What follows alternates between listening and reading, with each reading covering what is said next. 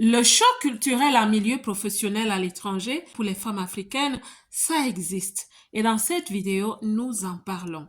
Je suis coach Marcel Ange et animatrice radio. Et sur cette chaîne, je me suis donné une humble mission d'encourager, de booster les femmes dans la diaspora, celles-là qui ont pris la ferme décision de réussir loin de chez elles. Nous parlons de l'état d'esprit qui nous aide à réussir loin de chez nous, de la santé mentale et de la professionnalisation, si vous voulez, de l'autonomisation. En effet, quand les femmes africaines arrivent à l'étranger pour travailler, elles ne traversent pas seulement des kilomètres, elles franchissent aussi des frontières invisibles, celles de leurs habitudes, des normes, des codes, des non-dits, des us et coutumes. Quand je commençais à travailler à l'étranger, j'ai compris tout de suite qu'il ne s'agissait pas seulement de savoir travailler, mais aussi de savoir collaborer avec des personnes de cultures différentes. Les cultures sont différentes en effet, et cela se vit quand on côtoie les gens au quotidien. Travailler à l'étranger, c'est comme se retrouver dans un bouquet culturel avec des codes, des langages, des dits et des non-dits. Chez les Africains, nous avons aussi des codes et des non-dits, des us et coutumes. C'est pareil pour tout le monde. À côté de cela, il y a aussi parfois que les paroles sont enrobées d'émotions différentes. Quand on écoute les autres, on a souvent l'impression d'entendre quelque chose, mais d'en avoir une différente compréhension.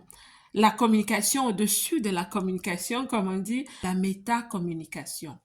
Bien que les autres cultures vivent aussi des chocs, ils sont mitigés parce que eux, leur environnement d'origine n'est pas souvent très différent. Je parle ici des Asiatiques, par exemple, je parle des Américains, des Européens qui ne vivent pas dans leur pays d'origine. Leurs chocs culturels sont très différents et mitigés. Pourquoi? Simplement parce que leur environnement d'origine est peu ou prou pareil qu'à celui que nous avons ici en Occident. Cela allège leur choc. Mais nous, Africains, venant des pays où l'état d'esprit est carrément différent, nous avons une forte capacité de vivre en communauté. On se tapote facilement quand on éclate de rire. Par exemple, notre éducation est aussi plutôt conservatrice, mais aussi nous ne sommes pas habitués à voir tant de technologies au travail et tant de personnes avec une apparence différente dans la vie réelle. Tout ça crée des chocs quand même. Alors, comment est-ce que ces chocs se vivent littéralement? Cela commence parfois à l'entretien d'embauche. Les femmes africaines gèrent les rapports à l'autorité avec une certaine empreinte culturelle. La manière de s'adresser à un supérieur est généralement liée à la soumission. Parce qu'elle a grandi, nous avons grandi, dans une culture où c'est normal et même demandé aux femmes d'être soumises. Dans certains pays, donner son avis avec assurance est perçu comme du leadership. Dans d'autres pays, par contre, comme d'où je viens, c'est vu comme de l'arrogance. Même durant les réunions de travail, la façon de prendre la parole est très soumise, avec un ton fait de déférence. On essaie d'être modeste. Ou alors on est présent, mais on ne participe pratiquement pas. Parce que participer, c'est donner son opinion. C'est aussi oser donner une contre-opinion parfois. Le résultat des courses, c'est que nous sommes généralement considérés comme incompétents et pas à la hauteur.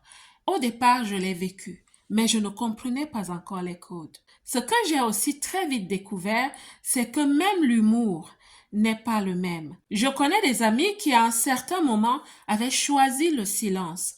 D'autres avaient préféré d'être proactives plutôt, très proactives. Ces attitudes suscitent aussi des remarques. On peut être jugé de silencieuse, trop directe, pas assez intégrée ou de prendre trop de place. Bref, on ne comprend pas les autres, on n'est pas comprise en retour. C'est là où interviennent les notions d'adaptation et d'intégration.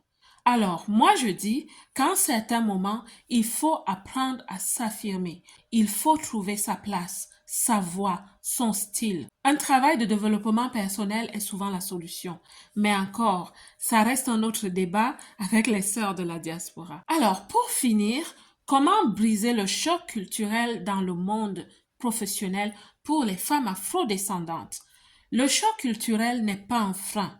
Je l'ai compris plus tard, mais je l'ai appris quand même. Je vous conseille de construire des ponts avec les autres. Parfois prendre un café avec des collègues étrangers, poser des questions sur leur contexte, leur pays, la cuisine de leur pays d'origine, bref, des conversations casuelles en dehors des sujets professionnels. Cela permet de créer de la sympathie et se présenter comme un allié. Savez-vous, au travail, il est mieux d'être allié pour éviter d'être dans le collimateur des politiques d'entreprise. Le choc culturel a des avantages et l'un d'eux est que c'est dans les différences que sont mises en lumière nos forces et nos faiblesses. Quand on a appris des deux mondes, on développe une intelligence culturelle très rare. J'aime bien dire qu'on devient une espèce rare avec de multiples compétences. Au-delà de tout, que vous ayez des doutes ou pas, utilisez toujours l'arme fatale féminine, le sourire. Le sourire rassure, il désarme, il invite. Et c'est très important quand on est dans un cadre multiculturel où on ne comprend pas vraiment les autres. C'est important d'avoir cette petite arme qui est un peu comme des bras ouverts, qui fait que les gens ne se sentent jamais menacés, mais toujours accueillis, et c'est tout bénef pour tout le monde. La belle diaspora, j'espère que cette vidéo va te parler, et si tu te retrouves dans ce que j'ai dit, n'hésite pas de laisser un commentaire. N'hésite pas de me parler de ton expérience de femme professionnelle à l'étranger. Qu'est-ce que tu as vécu et qu'est-ce que tu as appris? La belle diaspora, que Dieu vous bénisse. Quant à moi, comme d'habitude, je vous aime.